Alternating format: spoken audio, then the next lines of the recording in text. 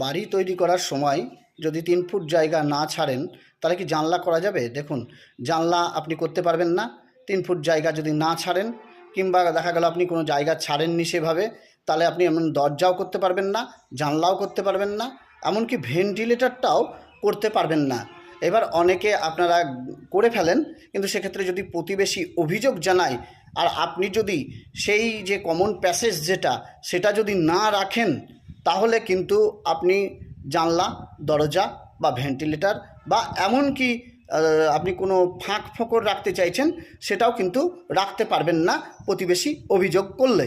তবে যদি আপনি দরজা বা জানলা করে ফেলেন 3 ফুট জায়গা না ছেড়ে বা নির্দিষ্ট কমন প্যাসেজ না রেখে, তাহলে কিন্তু ভবিষ্যতে যদি প্রতিবেশী অভিযোগ করে, তাহলে আইনগতভাবে আপনার ওই জানলা বা দরজা সেটা বন্ধ করতে হতে পারে।